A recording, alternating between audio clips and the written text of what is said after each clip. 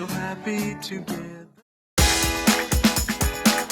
The 1960s was an exciting era. Musicians emerged who created beautiful and timeless music. Here are some gems from the 1960s you might have forgotten about. Welcome to Days Gone By, as we reminisce about the great music of the 1960s that might have slipped your mind.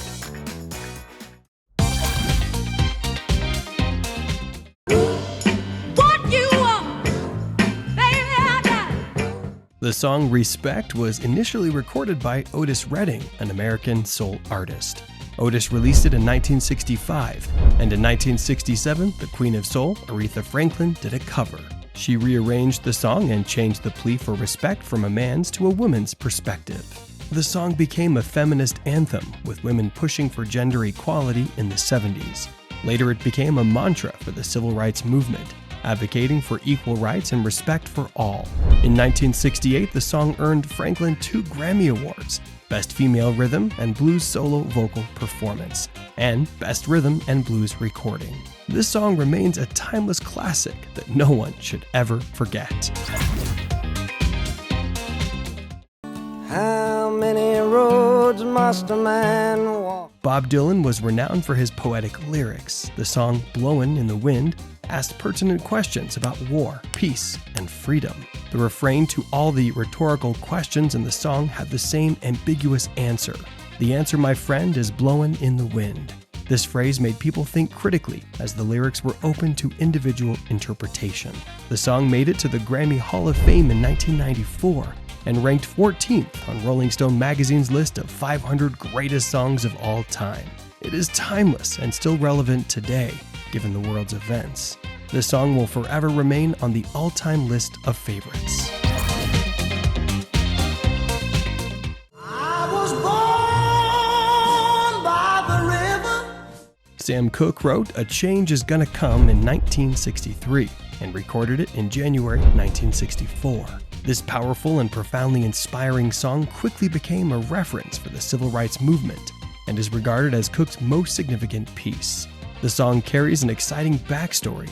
History has it that Cooke and his wife were turned away at a motel because they were black. He resisted the blatant discrimination, blared his car horn, and shouted expletives on his way out. By the time Cooke and his wife went to another motel, the police arrived and arrested him for disturbance. This incident, along with Cooke's fascination with Bob Dylan's Blowin' in the Wind, plus the fact that Dylan was a white man making powerful protests, fueled Cooke to write this song. This song has spoken to millions about racism and social injustice since the 60s. Some songs are so powerful and poignant that they resonate emotionally with not just one generation, but generations to come.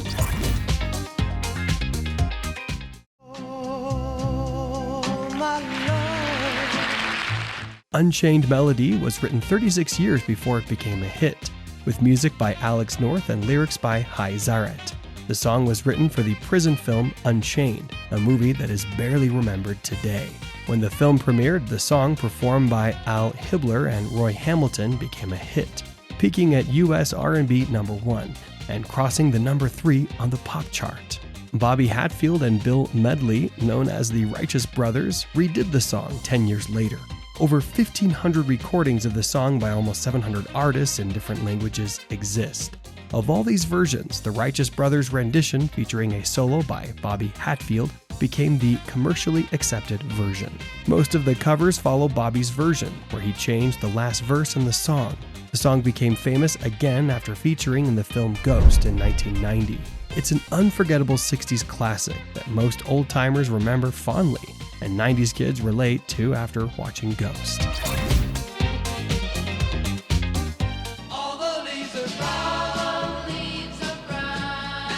California Dreamin' is a 1963 song written by John and Michelle Phillips. It was first recorded by folk rocker Barry McGuire. The most popular version, however, is by the Mamas and the Papas, who were backup singers in the original version. The lyrics express the singer's desperate pining for the warmth of Los Angeles during a freezing New York winter. This song helped change the direction of the 60s music toward a more hippie sound. In 1967, California was buzzing with a sense of nirvana as peace and love became the theme. The song sent good vibrations to Vietnam and reminded American soldiers of home and a better tomorrow devoid of war. The song is a masterpiece. In 2001, it was inducted into the Grammy Hall of Fame and certified 3 times platinum in 2023 by the Recording Industry Association of America. And now the end is... My Way was a song by Jacques Rivaux, first performed by Claude François in 1967. In 1969, Paul Anka heard the original version of the song while vacationing in the south of France. He went to Paris, negotiated the rights to the music, and adapted the lyrics from French to English. American vocalist Frank Sinatra recorded and released the song in 1969 as a single. Sinatra's velvety voice belted the lyrics. The final curtain, my friend, I'll make it clear. Showing his incredible vocal range. Several artists successfully performed it, including Elvis Presley and Sid Vicious, but none were ever as impactful as Sinatra.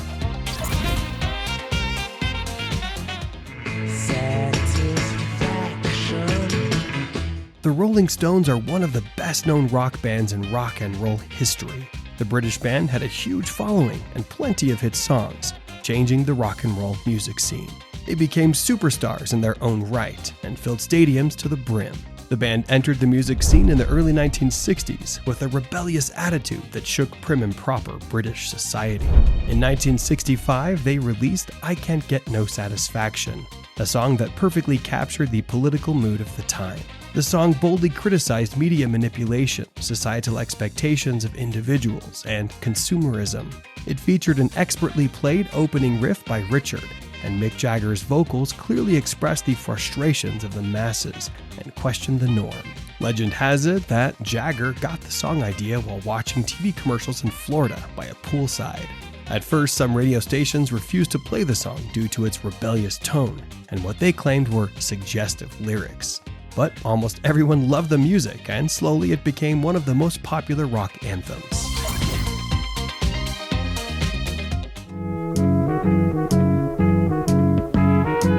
Sweet Caroline is a timeless classic written and performed by Neil Diamond. The singer released the song in 1969, titled Sweet Caroline, Good Times Never Seemed So Good. There are 2 versions of how the song came about. Neil Diamond has given different accounts about the origins of his music. In a 2007 interview, he stated that a photograph in a magazine of John F. Kennedy's daughter, Caroline, who was 11 at the time, inspired him. He later performed it for her at her 50th birthday celebration in 2007.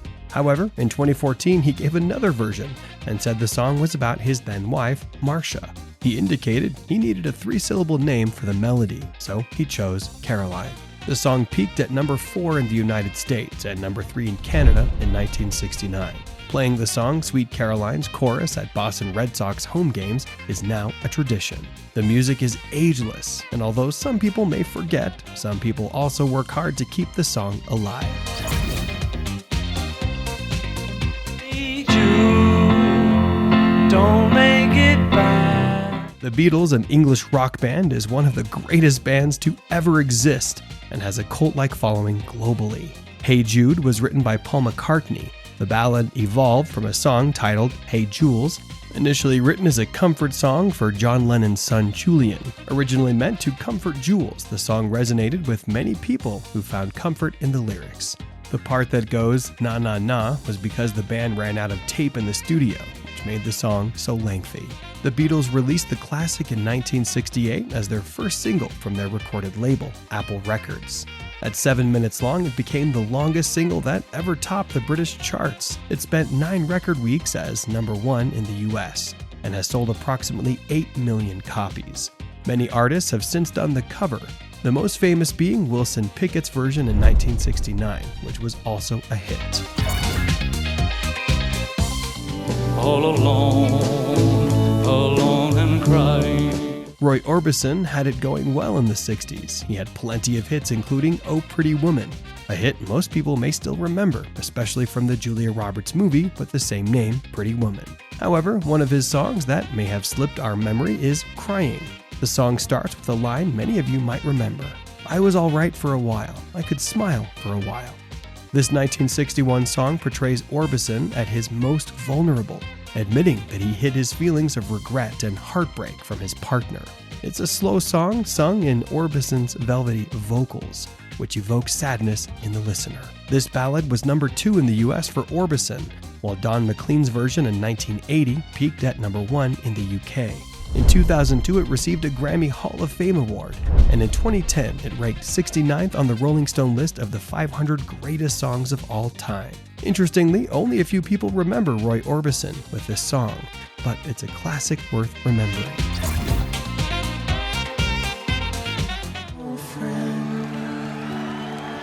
I've come to talk with. In 1964, the American duo Paul Simon and Art Garfunkel released Sound of Silence. They explained that the song was about people's inability to communicate their feelings. Originally a 60s folk pop song, it took time to evolve into the version we know today. Their 1964 album included an acoustic version, but it was a commercial flop, leading to the duo's breakup. In 1965, the song began to gain traction, attracting radio plays in Florida and Boston. The song's producer, Tim Wilson, remixed it, adding drums and electric instruments. The updated version was released as a single in 1965, though Simon and Garfunkel were unaware until its release. 2 years later, it became a key soundtrack for one of the most significant 60s movies, The Graduate. The song features a modest chord progression in a minor key. Its lyrics evoke themes of disillusionment, idolatry, and unease. Numerous artists have covered it, but the most notable version is by Disturbed, a heavy metal band. Their rendition, featured on their 2015 album Immortalized, includes a black and white video with orchestral strings. David Draymond's powerful vocals highlight the anger in the lyrics.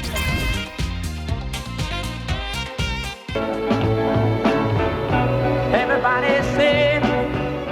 Formed in 1968, the Bee Gees were a pop group composed of 3 brothers, Barry, Maurice, and Robin Gibb. Robin and Barry co-wrote To Love Somebody for soul artist Otis Redding. Tragically, Redding died in a plane crash before he could record the song. According to Robin, everyone said it was a great record, but British audiences didn't like it. However, Americans loved it for its soulful feel. This smooth ballad was later covered by many artists, most notably Michael Bolton. Interestingly, many people who are unfamiliar with the Bee Gees version believe that Bolton's cover is the original.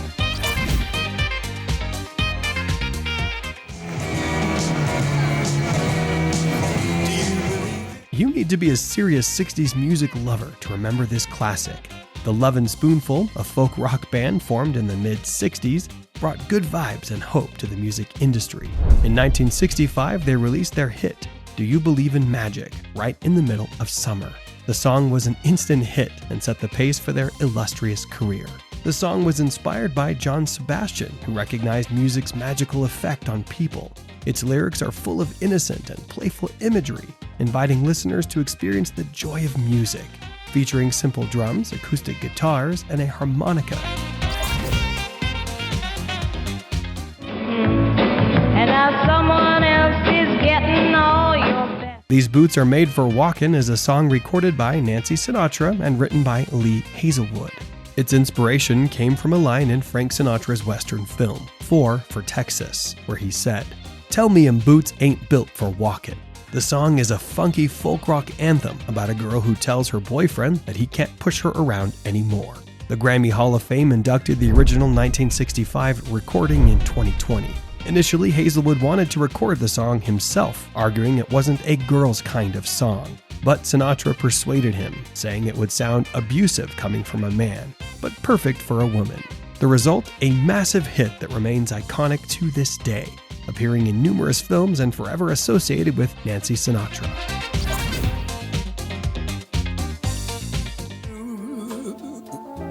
For me and you. Bob Thiele co-wrote What a Wonderful World with George David Weiss under the pseudonym George Douglas. Louis Armstrong first performed the song live in 1959. He later recorded it in the studio as a single in 1967. Despite its poor reception in the US due to the lack of promotion by ABC Records president Larry Newton, the song became a hit in the UK. It remains one of the best ballads ever, full of optimism in a turbulent world. Armstrong, who suffered from a heart condition, sang with earnestness, pleading with listeners to cherish the simple things in life.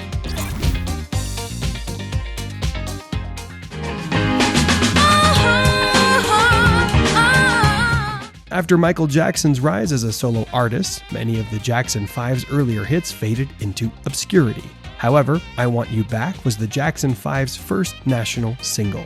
Released by Motown in October 1969, it became their first #1 hit in January 1970, selling 6 million copies worldwide. The song marked the arrival of Michael Jackson, who would go on to redefine music both with his siblings and as a solo artist. Interestingly, the song was originally intended for Gladys Knight and the Pips, and later for Diana Ross, before finding its rightful home with the Jackson 5. The 60s were an era of creativity and expression. Without auto-tune or advanced production tools, musicians had to rely on pure talent. These iconic tracks remind us of the authenticity and brilliance of that golden age of music. If you enjoyed this video, give it a thumbs up and share it. Let us know your thoughts in the comments below.